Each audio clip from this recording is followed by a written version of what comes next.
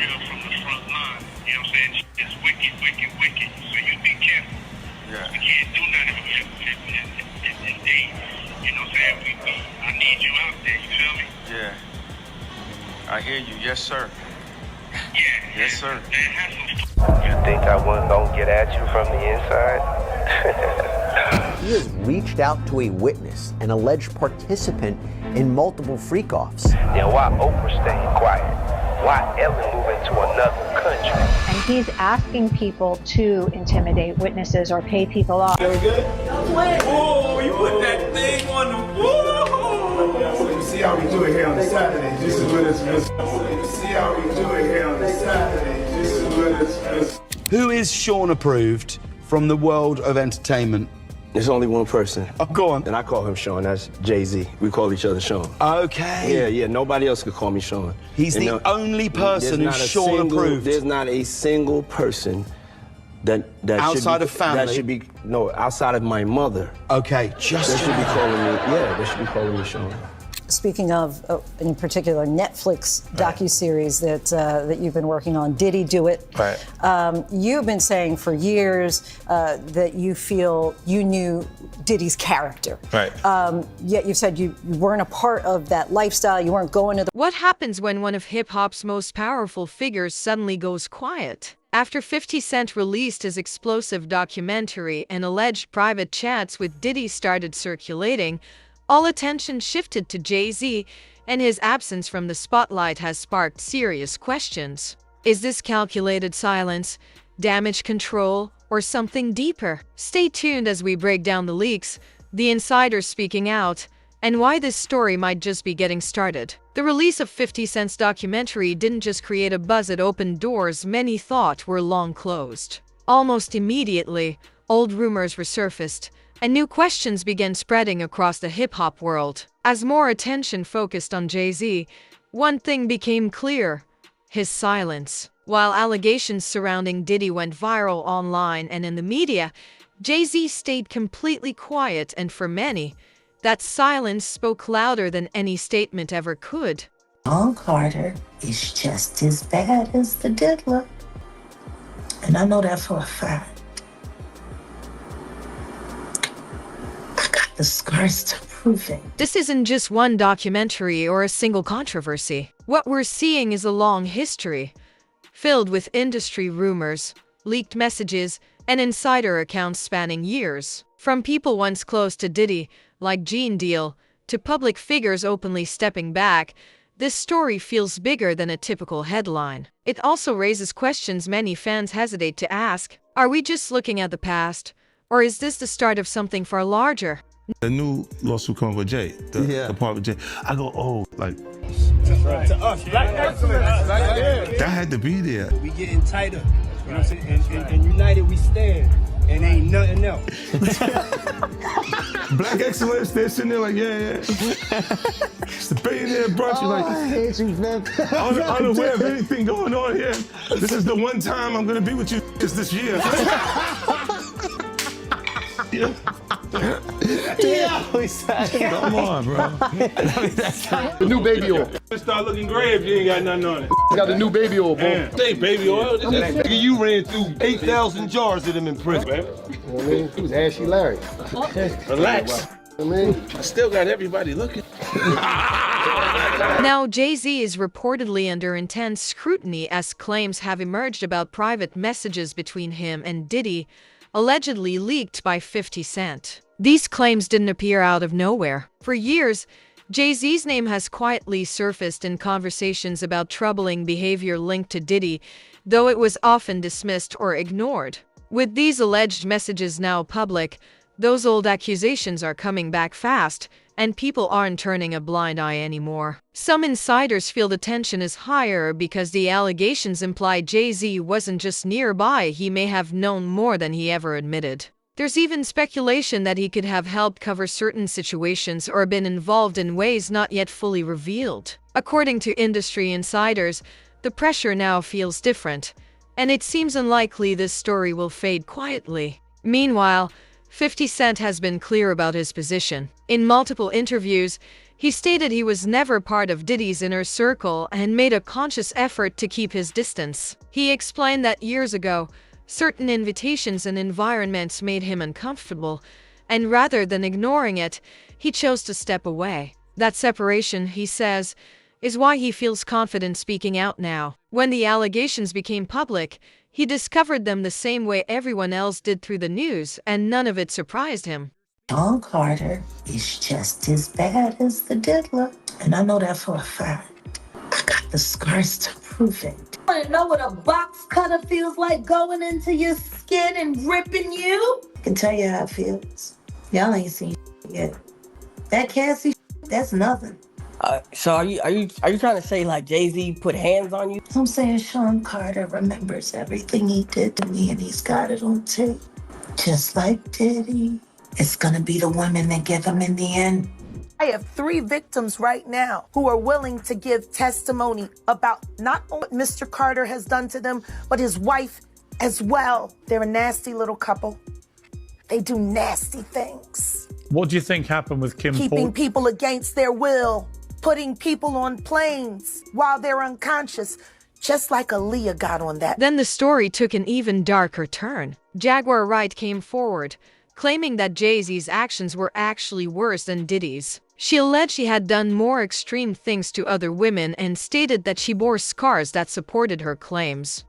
So who's next? Y'all don't see the lineup? Yeah, we see the lineup. I'm just waiting to see who's next. Who's next? Jay-Z. Why is everyone having such a hard time? He ain't doing shit. She even claimed that Jay-Z attacked her in the past and recorded it, echoing accusations already circulating about Diddy. According to her, this is why Jay-Z gradually distanced himself and stopped appearing around Diddy altogether. The first time I ever saw Jay-Z or even heard him spit a rhyme. For some time now, there's been a growing belief that Jay-Z has been distancing himself to avoid getting caught in the fallout. Some even say 50 Cent has hinted that Jay-Z is lying low, waiting for the storm around Diddy to settle. On top of that, unresolved accusations still link Jay-Z to the downfall of Kathy White. These claims never completely disappeared, no matter how quiet they became. I think everybody that knows Sean Carter knows that he will slump anyone in any relationship for $1. Look at how he did Dame. Like, I don't give if you wanted to get away from your homie, if you wanted to get away from your partner, but to do it the way he did it, it's malicious. But maybe that was because he was fucking the girl that didn't want you. Oh. You moved his around and out of Rockefeller so tough and then just moved right over to Def Jam. By the way, wasn't this all around the time when Aaliyah died? Yeah. And Beyonce's solo career was struggling? Jam on your horn now, that record. Oh! From the Austin Powers, some of the worst ever. Hip Hop 50, no performances, no nothing of the. But why would he do that?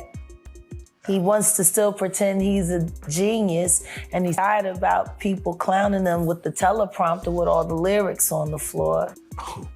And he doesn't have any new rap. At this stage, many feel the pieces are coming together. Clips, statements, and old interviews are resurfacing, and the internet is connecting the dots like never before. As more people revisit what insiders like Jaguar have said over the years, the conversation is only getting louder. The big question now isn't just whether these allegations will hold up, but whether Jay-Z's silence can last as more attention turns toward him. Let's just start with Piers Morgan, because there's a headline that went out that was very powerful that people are running with, where it just says, Jay-Z is the real monster. Now, before you speak on it, to even get to Piers Morgan, can you explain how that took place and why even take that interview to go forward? I can't say that I sought it out because I didn't. Truth is we didn't see it coming. But I have to credit Odell. Got to Odeezy. They reached out to him.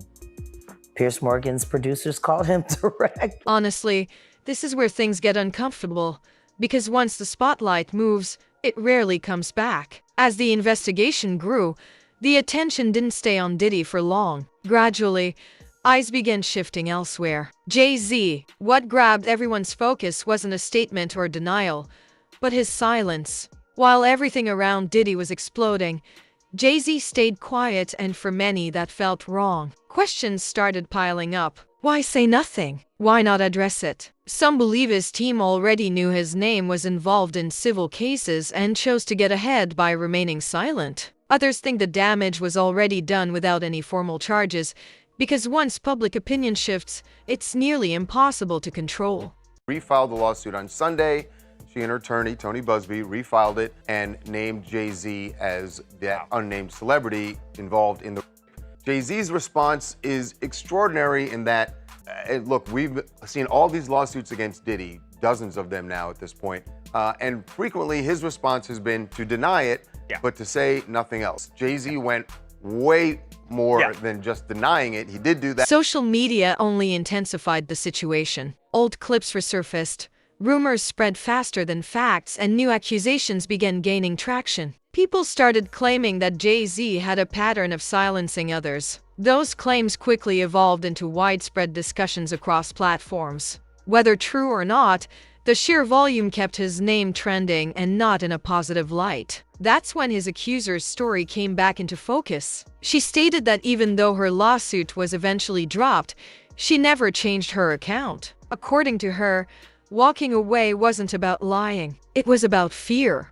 She said she faced harassment, felt overwhelmed, and was genuinely scared of Jay-Z and the power she believed he wielded. She also claimed she was pressured to recant her accusations, something she says she refused to do.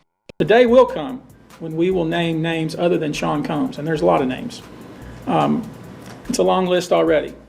And of course, I already know who some of these individuals are, but because of the nature of this case, we're going to make damn sure that we're right before we do that. In newly filed legal documents, she recounted a moment that left her shaken. She said 2 individuals approached her outside her home, claiming to be investigators working for one of Jay-Z's lawyers. According to her, they tried to get her to sign papers stating her allegations were false. She refused, but the encounter left her feeling disturbed and confused. She also claimed these investigators questioned her about her attorney, Tony Busby, asking if he had approached her or offered money to fabricate claims against Jay-Z. She denied these allegations entirely. What frightened her most, she said, was how they even found her. At the time, her identity was still anonymous in media and court records, making the encounter feel even more threatening. The pressure didn't end there. She alleged that her parents were also contacted and questioned about her story and legal representation. In her documents, she explained that these events ultimately led her to drop the claim. She feared public exposure and online attacks from Jay-Z supporters, saying the pressure became too much. Meanwhile, industry insiders warn that just one criminal investigation can turn everything upside down, not just for Diddy, but for anyone connected to him. That's why many see 50 Cent's documentary as a turning point. To them, this isn't just about one man being exposed. It's about how power has operated behind the scenes for years, who knew what was happening, and who might be drawn into the conversation next. I look and I go, oh, that's your big homie, right? And so you image yourself after a gay painter. Big homie want to look like a gay painter. What are we talking about here? We're talking about Basquiat. He wants to look like a gay painter. Some commentators have also questioned how he managed to stay protected for so long. Many believe he surrounded himself with powerful allies and tightly controlled information, making it difficult for anything to gain traction. But now, as rumors continue to spread, there's speculation that Diddy could be cooperating with authorities to lessen his own exposure. If that's true, people are wondering what information might surface and whether Jay-Z's name could be part of it.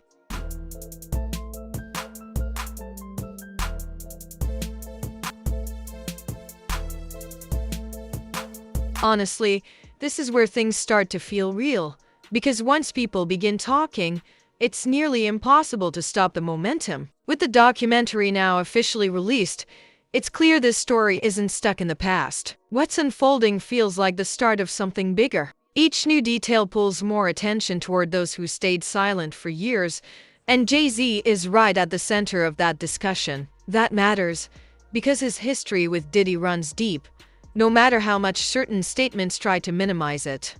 Who is Sean approved from the world of entertainment? There's only one person. Oh, go on. And I call him Sean. That's Jay-Z. We call each other Sean. Okay. Yeah. Nobody else could call me Sean. He's the only person who's Sean approved. There's not a single person that outside of family. That should be outside of my mother. Okay, that should be calling me. Yeah, they should be calling me Sean. When Jay-Z's lawyer claimed that Jay-Z and Diddy were never truly close, that explanation didn't sit well with everyone. One person who strongly disagreed was Gene Deal. From his perspective, that version of events didn't match what he personally witnessed over the years. According to Gene, the relationship between Jay-Z and Diddy wasn't casual or distant at all. He described it as familiar, comfortable, and very public. Gene pointed to moments on stage where Diddy openly showed physical closeness with Jay-Z in front of crowds, something he felt wouldn't happen between people who weren't genuinely close. He also recalled Diddy making bold public comments about Jay-Z being the only person allowed to call him by his real name, which Gene believed clearly signaled their bond. To him, those actions weren't accidental or misunderstood, they were deliberate and meaningful.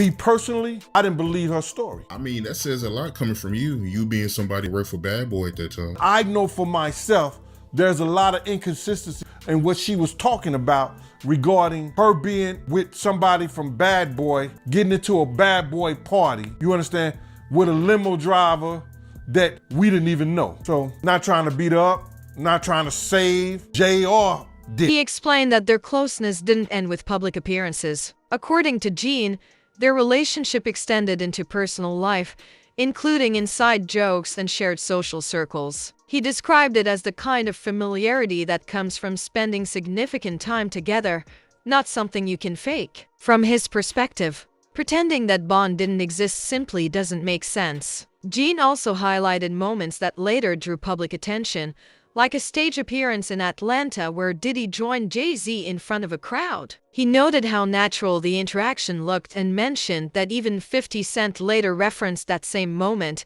keeping the clip alive online. To Gene, that wasn't a coincidence, it was proof others noticed the same dynamic. You could tell that the people in power that gave that ring Diddy and Jay was next in line. So to separate him, when in fact, they may be two of the same, but because Jay-Z is low-key,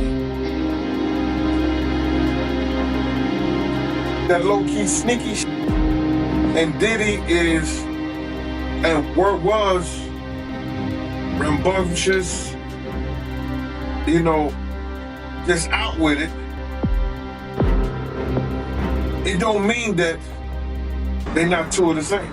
One just a little quieter with it. When asked whether his criticism came from personal dislike, Gene made it clear it wasn't about being a fan or a hater. His view was shaped by past situations where tensions existed, but Jay-Z acted later as if nothing had happened. Gene suggested this is how powerful people often operate. They move through events, leave marks behind, and then act as though none of it mattered because they live in a different world. That point hits hard, because it raises a bigger question. When the powerful rewrite history, who gets to challenge it? From Gene's perspective, downplaying the Jay-Z and Diddy connection feels less like clarification and more like damage control. Once people start revisiting old footage and statements, it becomes much harder to convince the public that nothing happened.